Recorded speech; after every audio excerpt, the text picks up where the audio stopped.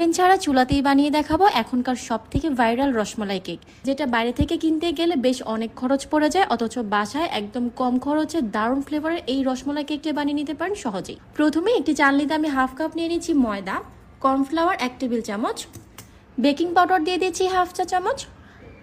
এখন এই শুকনো উপকরণগুলোকে ভালো করে চেলে নিচ্ছি, হালকা করে মিশিয়ে নিয়ে এখন এটাকে একটা সাইডে রেখে দিব।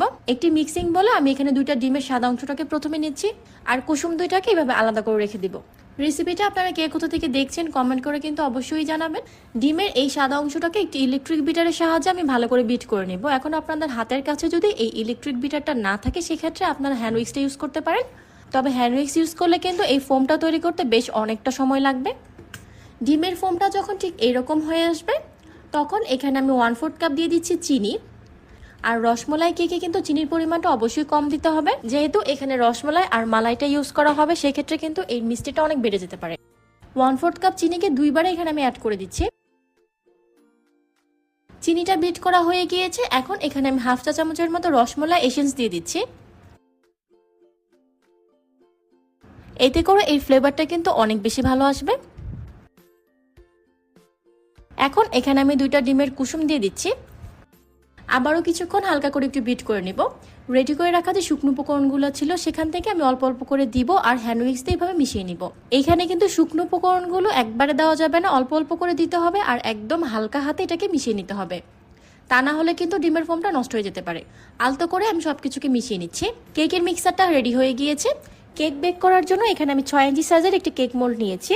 মোল্ডটাতে আগে থেকে তেল ব্রাশ করে বাটার পেপার বিছিয়ে দিয়েছি। এখন কেকের মিক্সারটাকে দিয়ে দিব, ভাবে কয়েকবার ট্যাপ করে নিয়েছি, এতে করে ভিতরে কোনো এয়ার বাবলস থাকলে তবে সেটা বের হয়ে যাবে। কেকটাকে চুলায় বেক করার জন্য আমি সাদা কাগজ বিছিয়ে এখানে স্টিলের স্ট্যান্ড বসিয়ে দিয়েছি। আর এখানে কিন্তু অবশ্যই মোটা তলযুক্ত প্যান নিতে হবে।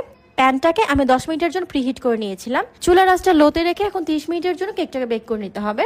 কেকটা বেক করা হয়ে গিয়েছে, এখন এটাকে পুরোপুরি ঠান্ডা করে নিতে হবে। এখানে 1 কাপ থেকে কিছুটা কম হুইপ ক্রিম নিয়েছি আর ক্রিমটাকে কিন্তু অবশ্যই ডিপে রেখে তারপরে ভালো করে ঠান্ডা করে এখানে ব্যবহার করতে হবে। বিটার দিয়ে কিছুক্ষণ এইভাবে ভালো করে বিট করে নিব। ক্রিমটা যখন একটু ফ্লাফি হয়ে আসবে তখন এখানে আমি হাফ চা চামচের মতো রসমালাই এসেন্স দিয়ে দিলাম। এখন আবারও কিছুক্ষণ বিট করে নিব। এরপর খুবই সামান্য পরিমাণ ইয়েলো ফুড কালার দিয়ে দিয়েছি, এতে করে ক্রিমটা দেখতে অনেকটা সুন্দর লাগবে, তবে এটা টোটালি অপশনাল।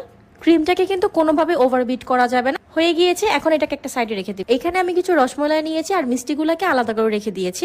এরপর রসমালাইয়ের যে ঘন মালাইটা আছে সেটার সাথে আমি অল্প কিছুটা লিকুইড দুধ অ্যাড করে দিয়েছি। এখন এই মালাইটাকে সুগার সিরাপের পরিবর্তে কেকের উপর এইভাবে দিয়ে দিতে হবে। রেডি করে রাখা ক্রিমটাকে এইভাবে দিয়ে দিব।